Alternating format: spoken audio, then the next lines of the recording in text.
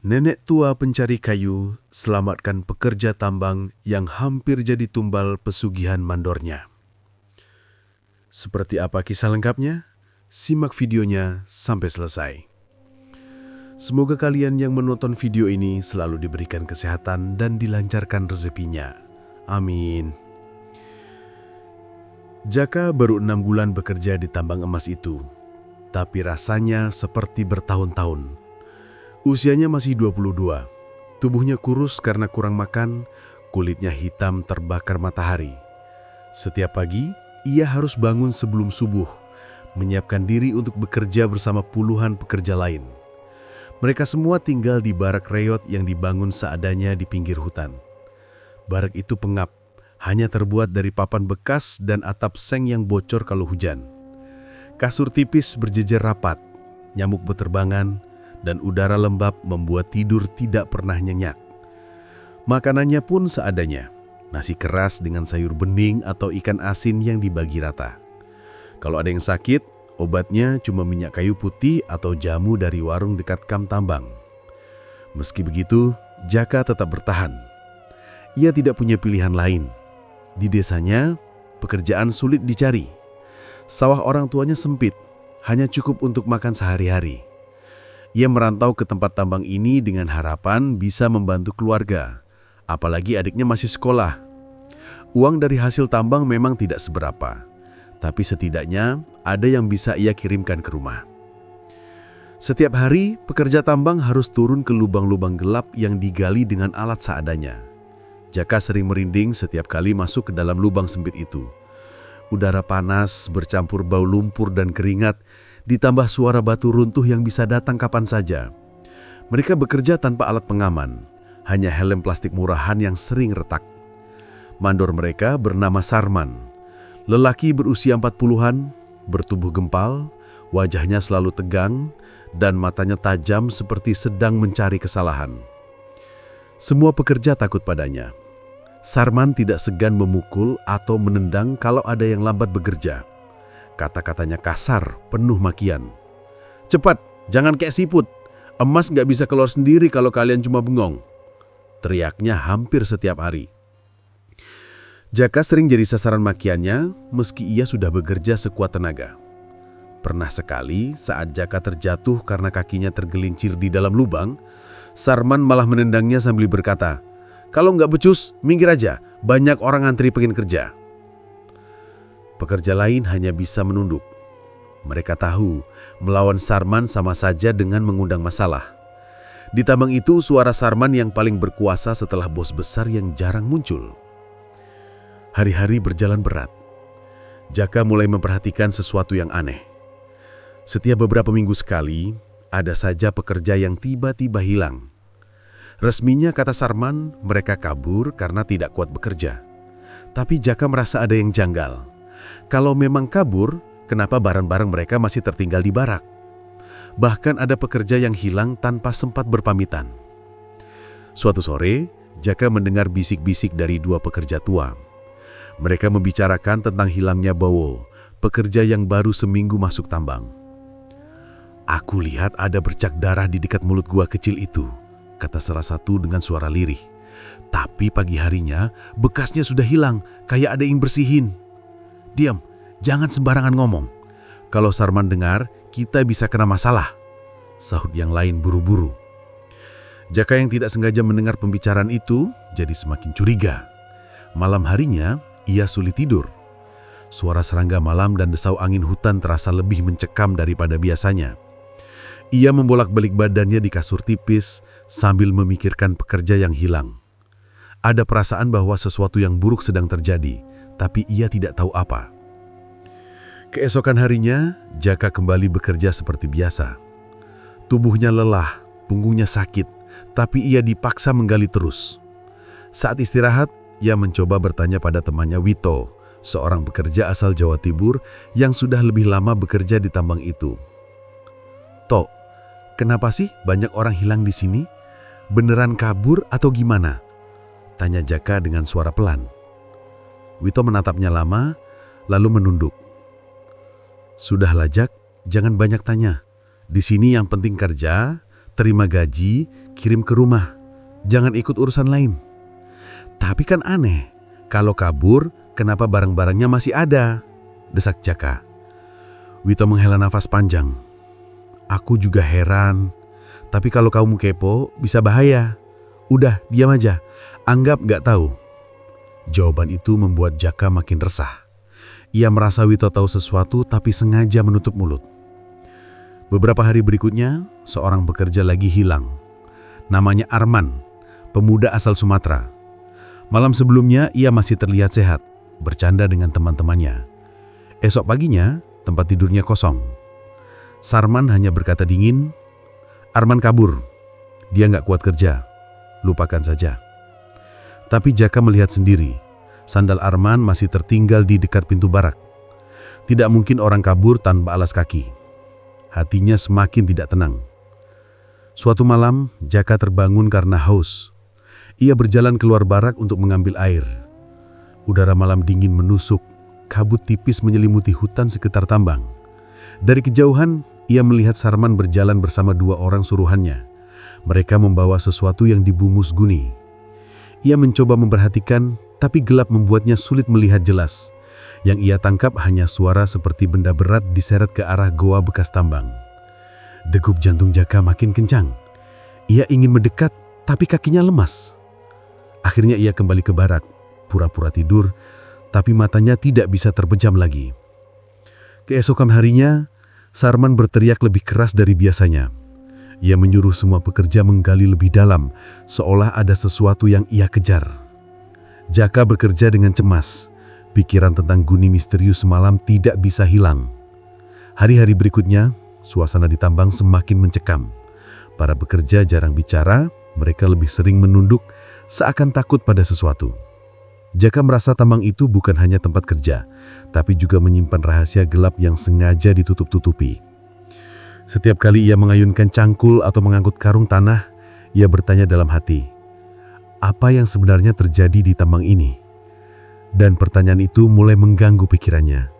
Seakan ada jawaban menyeramkan yang sedang menunggu di balik kegelapan hutan dan lubang tambang. Beberapa minggu setelah hilangnya Arman, tambang kembali gembar.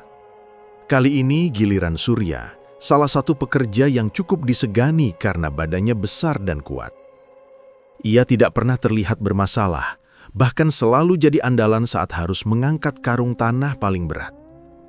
Tapi pagi itu, kasurnya kosong, bajunya masih tergantung di dinding barak, dan dompetnya tertinggal di bawah bantal. Sarman hanya mengatakan, "Dia kabur, gak usah dicari."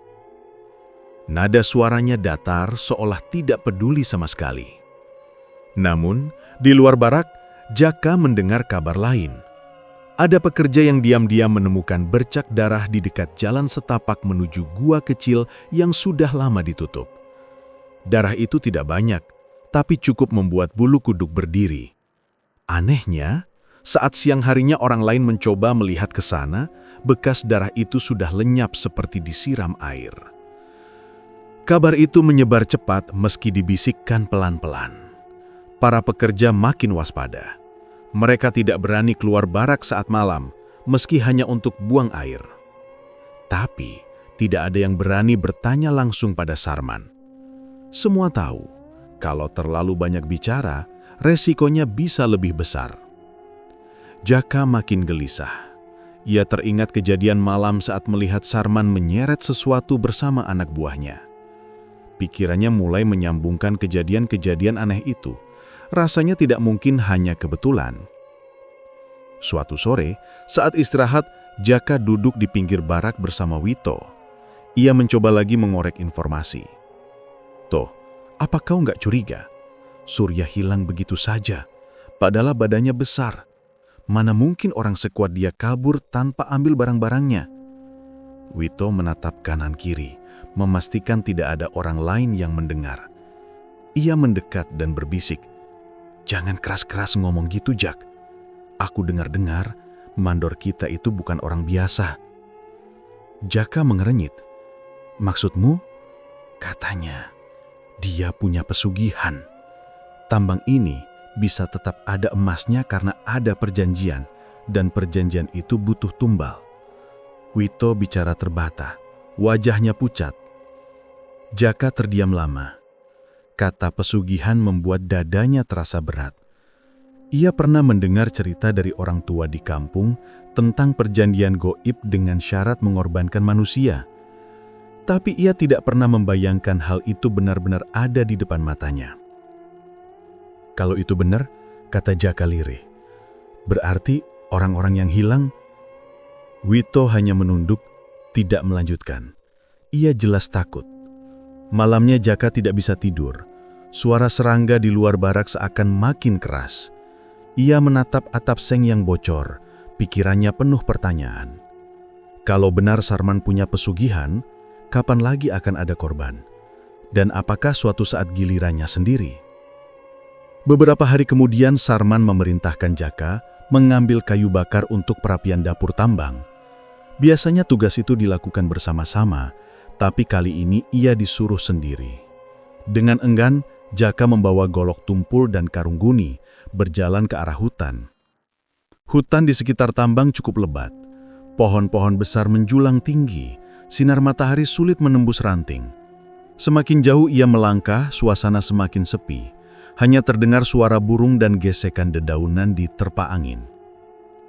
Saat ia sedang menebang ranting kering, tiba-tiba terdengar suara langkah pelan dari arah belakang. Jaka menoleh cepat. Seorang nenek tua muncul memanggul ikatan kayu di punggungnya. Tubuhnya bungkuk, rambutnya putih, wajahnya penuh keriput, bajunya lusuh, tapi matanya tajam, berbeda dengan penampilan orang desa kebanyakan.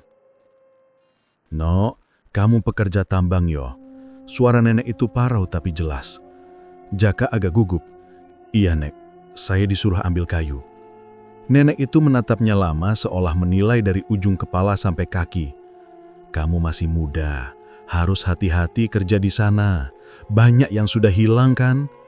Perkataan itu membuat Jaka terkejut. "Nek, kok bisa tahu?" Nenek itu tersenyum samar. "Aku sering ke hutan ini. Aku dengar dan lihat banyak hal. Tempat kalian kerja itu tanah angker. Ada yang marah karena terus diganggu." Jaka merasa bulu kuduknya meremang.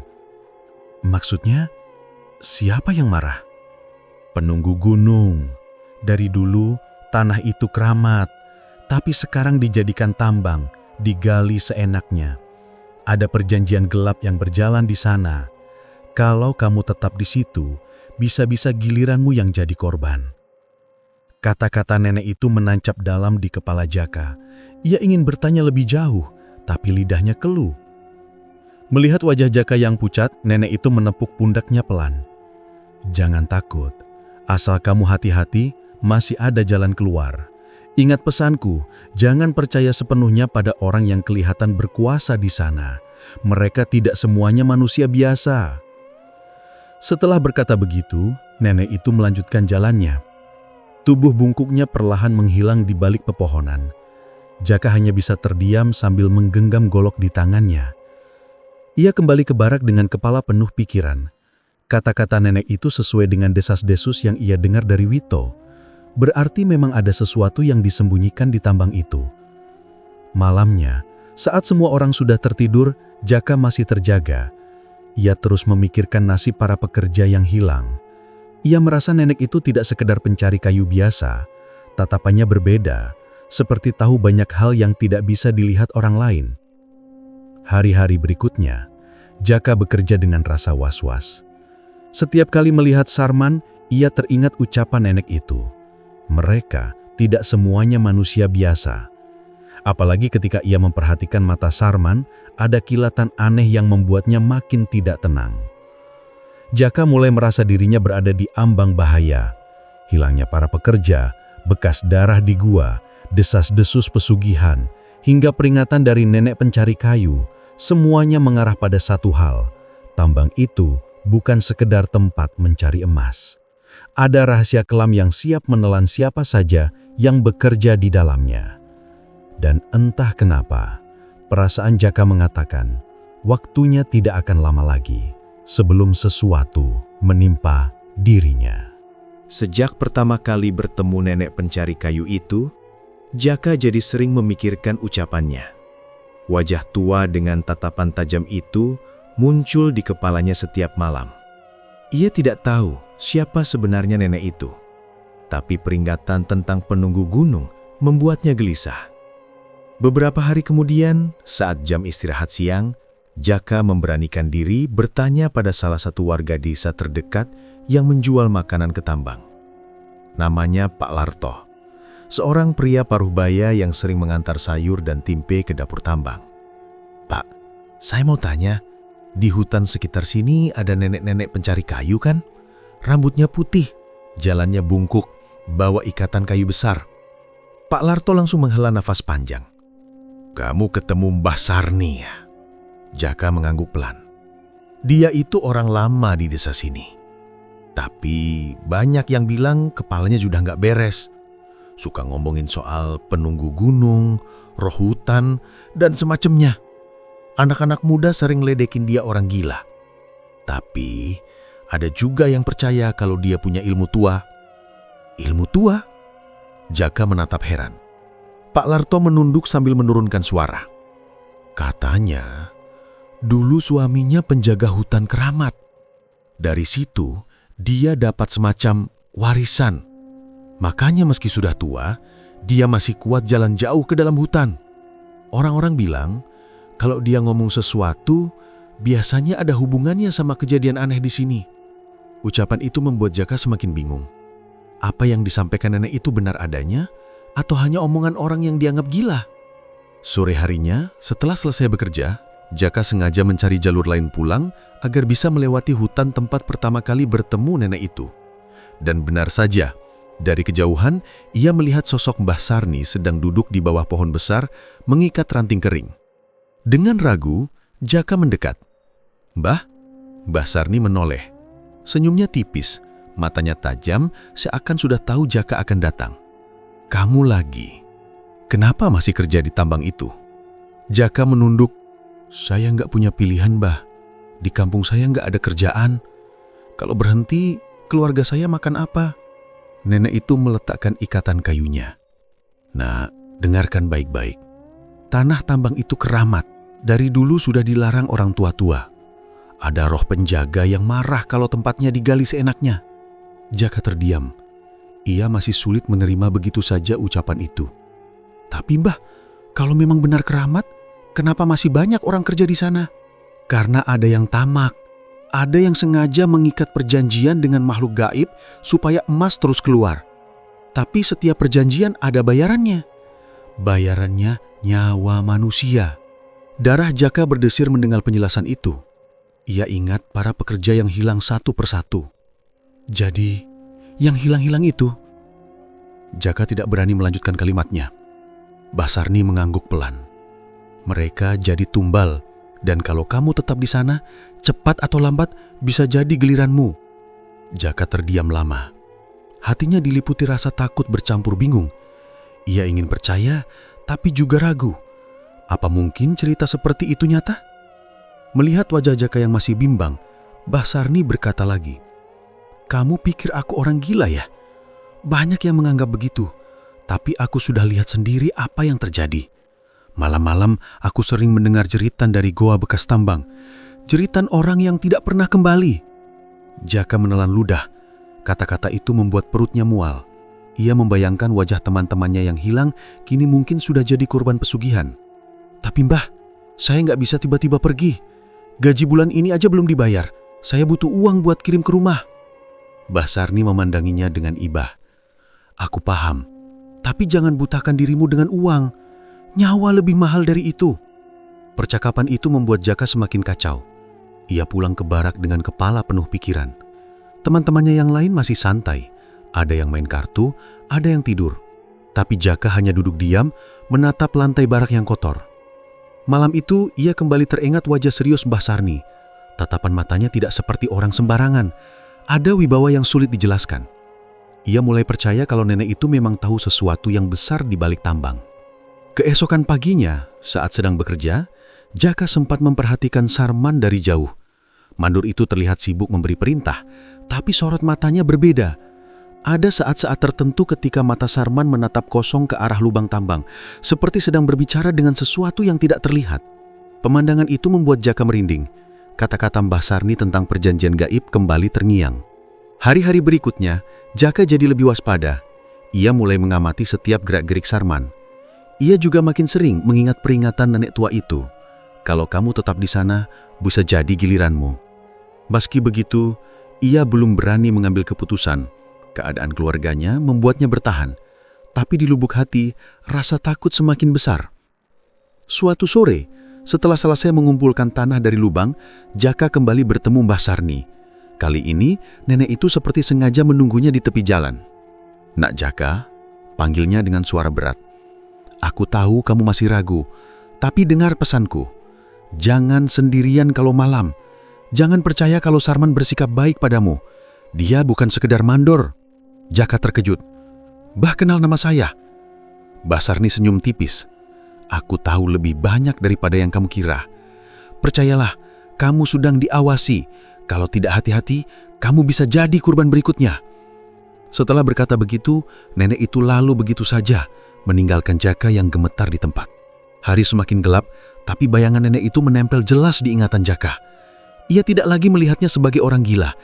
Ia yakin Mbah Sarni adalah orang yang benar-benar tahu rahasia kelam di balik tambang. Dan mulai saat itu, rasa takut Jaka berubah menjadi keyakinan. Dirinya memang sedang diincar untuk sesuatu yang menyeramkan. Hari itu, suasana tambang terasa lebih tegang dari biasanya. Sarman tampak mondar-mandir sejak pagi, wajahnya murung, dan sesekali berbicara dengan suara lirih seakan marah sendiri. Para pekerja hanya bisa menunduk, tidak ada yang berani menegur. Jaka merasakan ada yang aneh. Sorot mata Sarman sering mengarah kepadanya, seperti sedang menimbang sesuatu. Perasaan Jaka makin tidak enak, apalagi saat matahari mulai turun, Sarman tiba-tiba mendekatinya. "Jaka, malam ini kau jangan tidur dulu. Ada pekerjaan khusus buatmu," kata Sarman pelan tapi tegas. Jaka bingung. "Pekerjaan apa, Pak?" "Sudah, nanti kau tahu. Ikut saja." Jawaban itu membuat jantung Jaka berdegup kencang. Ia mencoba mencari alasan, tapi tatapan Sarman membuatnya tidak berani membantah. Malam pun tiba. Langit terang oleh cahaya bulan purnama. Semua pekerja sudah masuk ke barak, tapi Jaka dipanggil keluar oleh 2 orang suruhan Sarman. Tangan Jaka langsung digenggam kuat, lalu diikat dengan tali kasar. "Hei, kenapa aku diikat?" protes Jaka ketakutan. Salah satu orang hanya berkata singkat, "Diam saja, ini perintah mandor." Jaka berontak tapi tubuhnya kalah kuat, mulutnya ditutup kain kotor. Ia diseret melewati jalan setapak menuju gua bekas tambang yang sudah lama tidak dipakai. Udara malam terasa dingin menusuk, suara jangkrik bercampur dengan desiran angin. Di depan gua, Sarman sudah menunggu. Ia mengenakan pakaian hitam longgar, membawa kendi kecil berisi cairan merah. Di sampingnya ada dupa menyala, asapnya mengepul tajam menusuk hidung. "Bawa dia masuk," perintah Sarman. Jaka digeret ke dalam gua, cahaya obor temaram membuat dinding gua terlihat basah dan mengerikan. Di tengah ruangan ada lingkaran tanah yang ditaburi bunga layu dan sesajen berupa ayam hitam serta kemenyan. Jaka dipaksa duduk di tengah lingkaran, lalu diikat erat. Nafasnya tersengal karena ketakutan. Ia mencoba menjerit tapi mulutnya tersumbat kain. Sarman kemudian mulai membaca mantra aneh. Suaranya berat, kadang seperti bukan suara manusia. Matanya melotot, wajahnya berubah menyeramkan diterangi cahaya obor. Ia mengangkat kendi berisi cairan merah itu dan menuangkannya ke tanah lingkaran. Aroma amis langsung menyebar. Tiba-tiba, udara di dalam gua terasa panas, angin berputar, suara mendengung terdengar dari sudut gelap. Bayangan besar seperti sosok hitam mulai muncul di belakang Sarman. Sosok itu tidak jelas bentuknya, hanya berupa bayang-bayang dengan mata merah menyala. "Ini tumbalnya," kata Sarman keras. "Ambil nyawanya, beri aku kekayaan lebih banyak lagi." Jaka gemetar hebat, air matanya mengalir deras. Ia yakin malam itu adalah akhir hidupnya. Namun, tepat ketika Sarman hendak menghunus pisau ke arah Jaka, suara lantang terdengar dari pintu gua. "Berhenti, Sarman!" Semua menoleh. Mbah Sarni berdiri di sana, membawa dupa besar yang mengeluarkan asap tebal. Tangannya memegang tasbih tua, wajahnya serius, penuh wibawa. "Beraninya kau mengorbankan anak muda tak berdosa untuk perutmu sendiri," teriaknya. Sarman tertawa sinis. "Hahaha, Sarni, kau orang tua gila. Jangan ikut campur.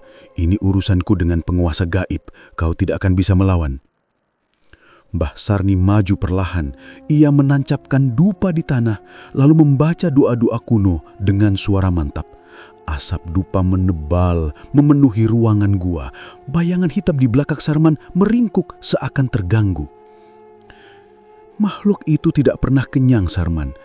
Kau pikir bisa terus mengendalikannya? Kau hanya budak, bukan tuannya," kata Mbah Sarni lantang. Sarman marah, urat lehernya menegang. "Diam, aku sudah memberi banyak tumbal. Dia sudah berjanji menjadikan tambang ini penuh emas. Tidak ada yang bisa menghentikan aku." Ia menghunus pisau dan mencoba menusuk Jaka, tapi tiba-tiba tali yang mengikat Jaka terlepas sendiri, seperti diputus oleh sesuatu yang tidak terlihat. Jaka jatuh tersungkur ke samping, terlepas dari lingkaran sesajen. Mbah Sarni menoleh cepat. "Cepat menjauh, nak." Jaka berusaha bangkit dan berangkat ke arah pintu gua. Sementara itu, Mbah Sarni terus melantunkan doa-doa.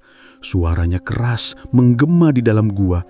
Asap dupa makin pekat, membuat bayangan hitam di belakang Sarman mengaum keras. Sarman panik. Ia mencoba melawan dengan mantranya sendiri, tapi setiap kata yang keluar terdengar terputus-putus. Keringat deras mengalir di wajahnya. "Tidak, kau tidak boleh menghalangiku, Sarni." Namun Mbah Sarni tetap berdiri tegak. Tangannya menunjuk ke arah bayangan hitam itu, lalu menggerakkan tasbih di tangannya. Suara doa yang diucapkannya semakin cepat, semakin keras. Bayangan hitam itu bergetar, lalu mengeluarkan suara jeritan panjang. Api dari obor tiga-tiga padam, meninggalkan cahaya remang dari dupa. Sarman terhuyung, wajahnya pucat, seolah kekuatannya disedot keluar. Jaka yang sudah hampir mencapai pintu gua menoleh sebentar. Ia melihat sosok Sarman berlutut dengan mata melotot, sementara Mbah Sarni masih berdiri dengan tubuh gemetar tapi tegas. Suasana gua makin mencekam. Batu-batu kecil jatuh dari langit-langit, tanah bergetar, udara pengap bercampur bau darah dan asap. Mbah Sarni berteriak sekali lagi, "Kembalilah ke tempatmu, jangan ganggu manusia." Asap dari dupa tiba-tiba membentuk pusaran, menyelimuti bayangan hitam itu. Sosok menyeramkan itu melolong lalu perlahan menghilang, terseret ke dalam pusaran asap hingga lenyap sama sekali. Sarman jatuh terduduk. Wajahnya penuh ketakutan. Ia menatap Mbah Sarni dengan mata merah. Kau merusak segalanya." Mbah Sarni menatapnya dingin. "Bukan aku yang merusak. Kau sendiri yang memilih jalan sesat." Sarman berusaha bangkit tapi tubuhnya lemah. Ia merangkak sambil memaki, "Aku tidak akan menyerah. Pesugihan ini milikku. Aku harus kaya." Mbah Sarni hanya menggelengkan kepala. "Keserakahanmu akan membinasakanmu sendiri." Jaka yang berhasil keluar gua masih bergemetar hebat. Ia berpegangan pada batu besar di luar, nafasnya tersengal. Malam itu, ia sadar nyawanya hampir melayang kalau bukan karena Mbah Sarni datang tepat waktu.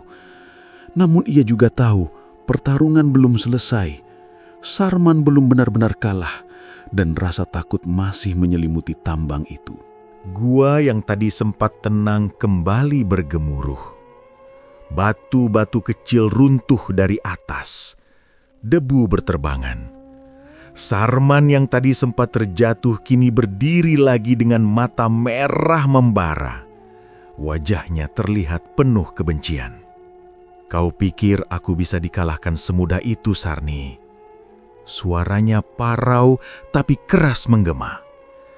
Tangan Sarman bergerak cepat, membuat lingkaran di udara. Dari tanah yang retak, muncul asap hitam pekat. Perlahan asap itu membentuk wujud menyeramkan. Makhluk tinggi besar, berbadan mirip manusia, tapi kepalanya menyerupai kerbau dengan tanduk panjang. Matanya menyala merah, mulutnya mengeluarkan suara erangan berat. Jaka yang masih bersembunyi di dekat mulut gua menjerit pelan. Tubuhnya gemetar menyaksikan pemandangan itu. Makhluk itu mengaum keras, suaranya membuat telinga berdengung. Angin kencang berputar, membuat obor yang masih tersisa padam seketika. Gua hanya diterangi cahaya bulan yang masuk samar dari celah atas. Mbah Sarni berdiri tegak, wajahnya serius. Tangannya merogoh kain lusuh di pinggang, mengeluarkan segenggam garam dan bunga kering. Ia melemparkannya ke tanah lalu menginjakkan kakinya kuat-kuat. Dengan izin leluhur, aku tidak akan biarkan kau merajalela di bumi ini, katanya lantang. Suara bacaan doa ia ucapkan lagi. Dari dupa yang masih menyala, asap putih semakin tebal, menyaingi asap hitam dari makhluk pesugihan itu.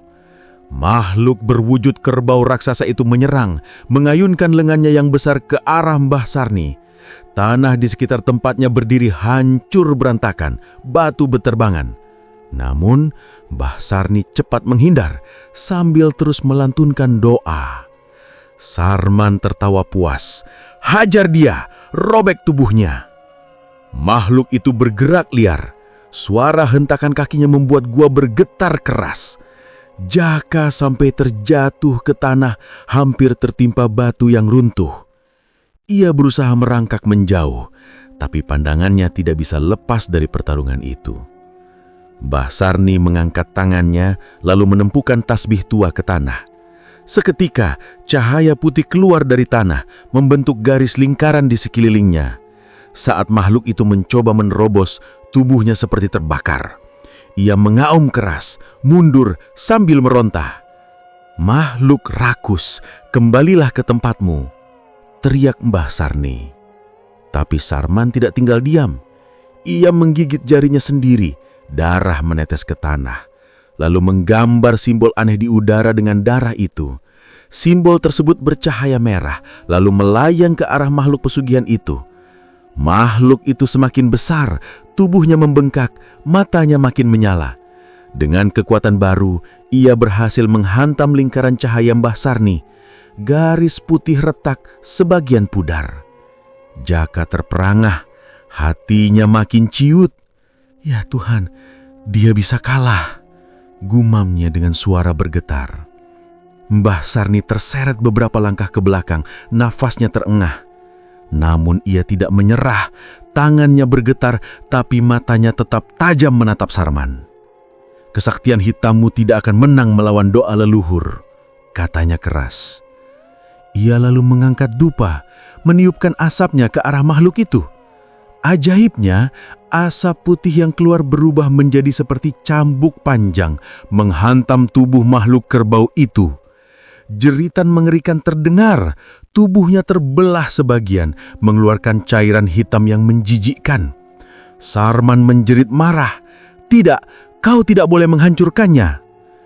Ia mengangkat tangannya lagi, kali ini mengeluarkan keris kecil dari balik bajunya. Keris itu berwarna hitam legam, mengkilat aneh di bawah cahaya bulan.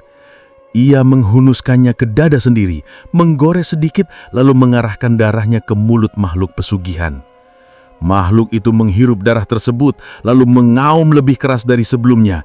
Suaranya membuat Jaka hampir pingsan. Makhluk itu menyerang lagi, kali ini lebih ganas. Dengan satu hentakan, lingkaran pelindung Mbah Sarni hancur.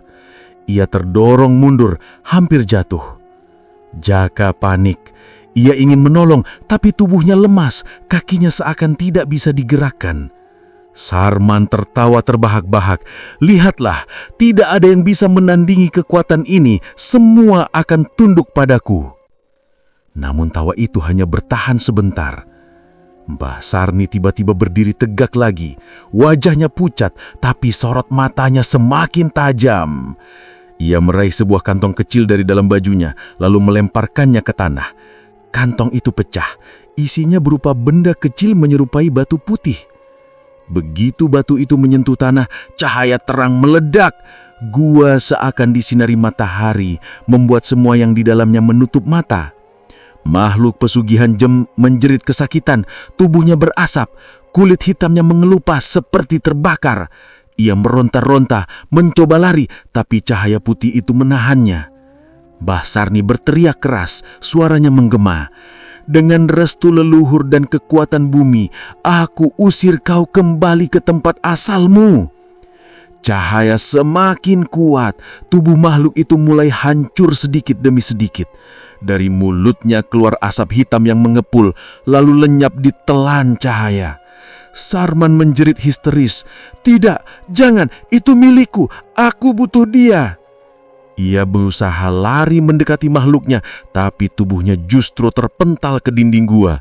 Suara tulangnya berbunyi keras, membuat Jaka meringis ngeri. Makhluk pesugihan akhirnya meledak jadi kepulan asap hitam terakhir, lalu hilang sama sekali. Gua kembali sunyi, hanya tersisa asap dupa dan bau tanah terbakar. Mbah Sarni terduduk, nafasnya berat. Keringat mengalir deras di wajahnya. Ia terlihat kelelahan, tapi matanya masih mengawasi Sarman yang tergeletak di tanah. Jaka berlari mendekat, menahan tubuh Mbah Sarni. "Mbah, apa sudah selesai?" tanyanya dengan suara bergetar. Mbah Sarni mengangguk pelan. Makhluk itu sudah kembali ke asalnya, tapi Sarman belum jera. Dia masih bisa berbahaya. Jaka menoleh ke arah Sarman. Mandor itu tergeletak dengan tubuh penuh luka, tapi matanya masih menetap penuh kebencian. Mulutnya berbisik lirih, entah mantra atau sumpah serapah. Malam itu, Jaka sadar bahwa dirinya hampir kehilangan nyawa. Namun ia juga tahu, keberanian Mbah Sarni yang sudah renta itulah yang membuatnya selamat. Pertarungan gaib itu akan selalu membekas di kepalanya, sebagai pengalaman paling mencengkam yang pernah ia alami. Sarman masih tergeletak di tanah, tubuhnya penuh luka, wajahnya pucat tapi matanya tetap penuh amarah. Mulutnya berkomat-kamit, seperti membaca sesuatu. Ia mencoba bangkit, meski kakinya gemetar. "Tidak, aku belum kalah. Aku harus tetap kaya. Aku harus punya semuanya," teriaknya dengan suara serat. Jaka berdiri di samping Mbah Sarni, memandang Sarman dengan campuran takut dan bingung. Ia tidak menyangka mandornya yang selama ini galak ternyata begitu terobsesi dengan pesugihan sampai rela mempertaruhkan nyawanya sendiri. Mbah Sarni, meski napasnya masih berat, menggeleng pelan. Orang seperti dia, keserakahannya tidak akan ada habisnya. Tapi malam ini, kesepakatannya dengan makhluk itu sudah hancur. Kau lihat sendiri apa akibatnya. Belum sempat Jaka bertanya lebih jauh, tiba-tiba suara erangan berat terdengar dari dalam gua. Udara kembali dingin, lalu tanah bergetar pelan. Dari kegelapan gua, asap hitam pekat muncul lagi. Bedanya, kali ini bentuknya tidak lagi utuh. Asap itu menyerupai makhluk besar, tapi tubuhnya sobek-sobek. Matanya merah berkedip-kedip seperti lampu padam nyala. Sarman tertawa gila ketika melihatnya. "Kau kembali, kau milikku, aku masih tuanmu." Makhluk itu menoleh, matanya menatap tajam ke arah Sarman. Bukannya mendekat dengan hormat, makhluk itu justru menggeram keras, lalu melompat dan melilit tubuh Sarman dengan tangan besar yang terbuat dari asap hitam. "Tidak, lepaskan, aku tuanmu, aku yang memberi tumbal, kau tidak boleh mengkhianatiku," teriak Sarman histeris. Jeritannya menggema di dalam gua, membuat Jaka bergidik. Makhluk itu tidak peduli. Lilitan asap hitam semakin kuat. Tubuh Sarman terangkat dari tanah. Ia meronta, berusaha melepaskan diri, tapi semakin keras ia melawan, semakin kuat lilitan itu menjeratnya. Mbah Sarni hanya menghela napas. Itu akibatnya. Ia pikir bisa menguasai makhluk gaib, padahal justru dia yang diperbudak. Sarman berteriak sampai suaranya pecah. "Jangan! Aku janji akan kasih tumbal lagi. Aku sanggup, jangan ambil aku." Makhluk itu mengaum, lalu menyeret Sarman ke dalam kegelapan gua. Suara kuku dan sepatu Sarman beradu dengan batu, menimbulkan bunyi berderit yang menyakitkan telinga. "Jaka, tolong aku! Jangan biarkan aku dibawa! Aku akan bayar kau lebih banyak! Aku..." Teriakan itu tiba-tiba terputus dengan suara mengerikan, seperti tulang remuk dan daging disobek. Gua bergetar sebentar, lalu kembali tenang. Hanya tersisa keheningan yang membuat bulu kuduk berdiri. Jaka jatuh duduk, wajahnya pucat pasi, napasnya memburu. Ia tidak percaya, baru saja menyaksikan mandornya dihabisi oleh makhluk yang selama ini ia puja. Mbah Sarni, meski napasnya masih berak, menggeleng pelan. "Sudah nak, semua sudah berakhir, tidak ada lagi yang bisa dilakukan untuknya." Jaka menoleh, matanya masih berkaca-kaca. "Mbah, dia benar-benar hilang ya?" "Ya, dan jangan pernah berharap dia kembali. Hidupnya sudah dibayar dengan perjanjian yang dia buat sendiri." Beberapa pekerja tambang yang mendengar kegaduhan dari barak mulai berdatangan. Mereka membawa obor, wajah mereka penuh rasa takut. Saat melihat Jaka dan Mbah Sarni, mereka langsung bertanya-tanya, "Apa yang terjadi?" "Suara teriakannya mengerikan sekali," kata seorang pekerja dengan suara bergetar. Jaka hanya bisa menunduk, masih belum mampu menjelaskan. Mbah Sarni yang menjawab dengan tenang, "Mandor kalian sudah mendapatkan balasan dari perbuatannya. Tambang ini tidak boleh dilanjutkan lagi. Kalau kalian masih kerja di sini, nyawa kalian yang akan jadi gantinya." Para pekerja saling pandang. Mereka tidak tahu detailnya, tapi melihat wajah pucat Jaka dan tubuh gemetar Mbah Sarni, mereka paham ada sesuatu yang jauh lebih berbahaya daripada sekedar kerja tambang. "Besok kita tinggalkan tempat ini," kata salah satu pekerja dengan suara tegas. "Aku tidak mau jadi korban." Yang lain segera mengangguk. Keputusan itu bulat, tambang harus ditutup dan mereka harus pergi sejauh mungkin. Malam itu, mereka semua mengemasi barang-barang seadanya. Tidak ada yang berani tidur lagi. Rasa takut menguasai barak. Mereka hanya menunggu pagi sambil berbisik-bisik, berharap tidak ada lagi kejadian aneh sampai matahari terbit. Jaka duduk di dekat pintu barak menatap hutan gelap. Hatinya masih kacau, tapi ada rasa syukur yang besar. Ia selamat dari tumbal, sesuatu yang tidak pernah ia bayangkan sebelumnya. Mbah Sarni mendekat. Wajah tuanya tampak lebih tenang. Ia duduk di samping Jaka, lalu berkata pelan, "Nak, jangan lupa, keserakahan manusia itu sering lebih berbahaya daripada makhluk gaib. Kau lihat sendiri kan, Sarman punya segalanya, tapi masih ingin lebih. Akhirnya, apa yang dia cari justru membinasakannya." Jaka mengangguk pelan. "Kalau Mbah tidak datang tadi, mungkin saya sudah tidak ada di dunia ini." Mbah Sarni menyenyum tipis. "Sudah jalannya begitu. Kau masih punya kesempatan hidup. Gunakanlah dengan baik." Jaka hendak bertanya lebih jauh, tapi sebelum sempat berbicara, Mbah Sarni melangkah masuk ke dalam hutan. Gerakannya pelan, tapi makin lama sosoknya makin jauh, lalu hilang begitu saja di antara pepohonan. Jaka berdiri terpaku. Rasanya aneh, seperti nenek itu memang bukan orang biasa. Hari itu, tambang itu resmi ditinggalkan. Para pekerja kembali ke desa masing-masing membawa cerita yang tak pernah mereka lupakan. Tentang mandor yang tamak, tentang pesugihan yang haus tumbal, dan tentang seorang nenek tua pencari kayu yang ternyata punya kekuatan untuk melawan kegelapan. Jaka pulang dengan perasaan campur aduk. Ia masih muda, hidupnya masih panjang, tapi ia bersumpah satu hal dalam hati. Tidak akan pernah lagi mendekati tempat-tempat yang dicurigai berhubungan dengan pesugihan atau perjanjian gaib. Hidup miskin jauh lebih baik daripada jadi korban keserakahan orang lain. Malam itu, saat sudah tiba di desanya, Jaka masih teringat wajah tenang Mbah Sarni. Senyum nenek itu terpatri di pikirannya. Ia yakin nenek itu bukan sekedar pencari kayu biasa. Sejak malam mengerikan itu, tambang emas yang pernah jadi sumber harapan sekaligus bencana bagi banyak orang akhirnya dibiarkan terbengkalai. Tidak ada lagi pekerja yang berani kembali. Alat-alat kerja berkarat, barak ditinggalkan kosong, dan jalan setapak menuju gua perlahan ditutup oleh semak belukar.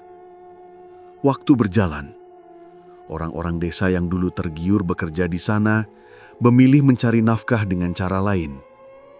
Mereka lebih rela hidup pas-pasan daripada mempertaruhkan nyawa. Nama Sarman hanya tinggal cerita. Tidak ada yang benar-benar tahu bagaimana akhirnya, selain bisikan bahwa ia ditelan oleh makhluk yang dulu ia puja. Jaka sendiri kembali ke desanya. Hidupnya sederhana, bekerja serabutan, kadang membantu orang bertani, kadang ikut menarik gerobak kayu. Meski penghasilannya pas-pasan, ia merasa lebih tenang. Tidak ada lagi rasa takut setiap malam. Tidak ada lagi bayangan wajah mandor yang menyeramkan. Namun, ada satu hal yang tidak pernah hilang dari pikirannya. Wajah Mbah Sarni.